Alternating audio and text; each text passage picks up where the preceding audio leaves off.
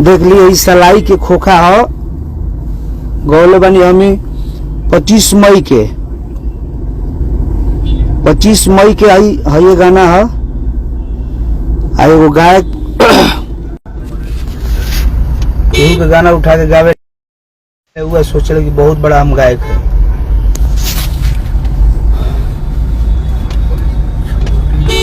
चोरी करे के आदत हो गई बा मगर ये कुल ना करे के चाहे अपन मैटर गावा ना भाई। चोरा के कहिए ले चल नहीं खे मम्मी ला तो मांग ला हमारा से फोन करता तारा के दे देती है।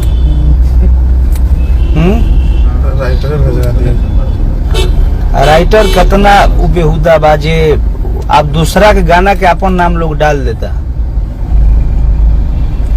इरशाद बेदर्दी के गाना है और आर्या का संगीत है। बहुत दिन पहले हम गौले रहनी अप्रैल मई के गाना है बजीबो सुनो जी और लोग चुरा के गा देले बा गाना। अभी हमारे डमरू फिल्म से गाना रिलीज होता और आप सब कभी सबूत हम देखेबे कहनी की सलाई के खोखा मेहनत से केहू गाना लिखे लगे ना भाई और उ गाना के ले जाके बाकी अपन अपन गावो लोग राइटर पहले तो जन्मीन राखल हो। पहला बात चोर राइटर मत रखो चोर राइटर मत आप लोग रखिए और जन्मीन राइटर काम करिए आप सब। डमरू फिल्म सब भी गाना रिलीज हुई और गाना के जे भी चोरा के गौले बगाए कृपया आप साथ जोड़ी है। किसी गाय का आप गाना मत गाइए।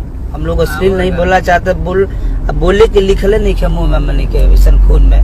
और चोर राइटर से आप पहले तो दूर हो जाइए जो भी आपको चुरा कर लोग दे रहा है। छोटा बच्चा 12-14 साल का राइटर है वो इरशाद बेदर्दी छपरा का 80 साल से गाना दिया था उसका मैं गाना गाया हूँ। तो इसका मतलब वो नहीं कि किसी बच्चे का भविष्य लेकर के आप लोग खराब कीजिएगा।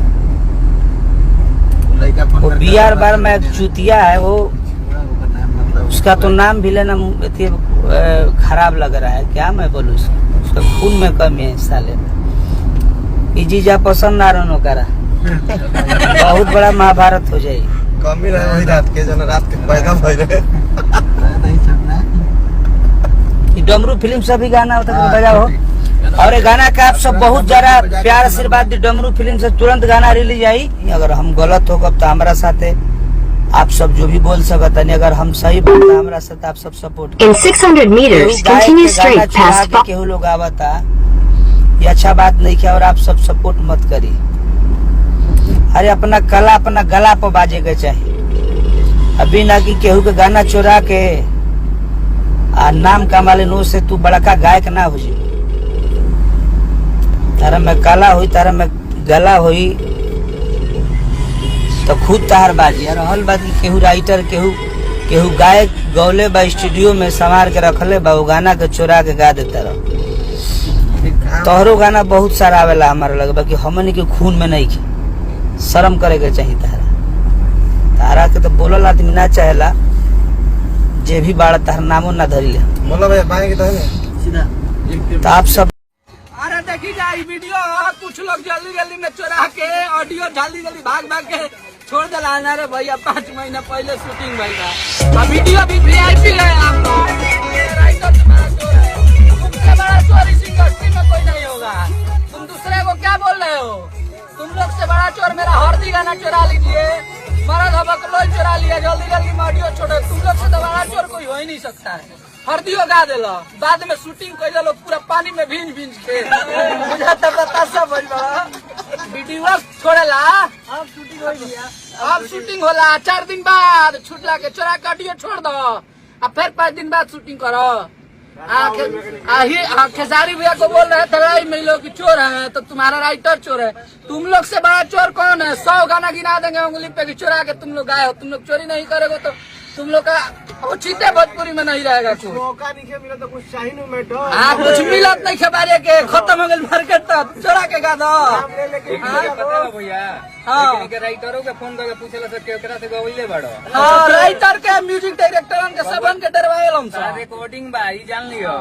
हाँ धमकी देते रहो कि एथु का दे चोरी, एक तो सी चोरी है, ऊपर ले सीना चोरी धोइले बनी प्राइवेट कह के जहाज छोइल अभी रुको तार गाना में थोड़ी देर में बोलो वो कहां बड़ा बहुत पहले जब गावा लगा ना वही गरी प्राइवेट होकर रखा जाला एजा हमनी के गाना कैसे हरदी ब्लॉक हो गई, लास्ट में पूरा मैनेज भइल, लास्ट में पूरा दुनिया लोग के फोन आयल कि खोल दीजिए भैया जाने दीजिए, तो आदमी ये करके चलिए भोजपुरी में रहना है तो क्या करना।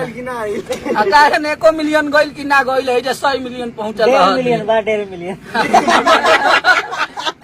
आप लोग देखिए कि ऐसे ऐसे लोग बताइए खेसारी भैया को चोर बोल रहे हैं जी, जो खुद चोरी कर रहा है, जो खुद गाना चोरा के गा रहा है, हम लोग का ऑडियो उसके पास पहुंच गया है। हमारे भाई शूटिंग में कहीं भाई कोई ऐसा आदमी का शूटिंग नहीं होता है, जहाँ होता है खेसारी लाल यादव का शूटिंग वहाँ 2000 लोग पहुंचता है। कितना भी कोशिश करते हैं कि बचाए, गाना नहीं बचता है, कोई वीडियो बना लिया, कोई रिकॉर्डिंग कर लिया, दे दिया आपको, आप जाके गाना गा लिया लाइव, पहले ही बिना रिलीज के लाइव में बजा के आ गई वो टॉप दे चोरी कर ले लोग टीजर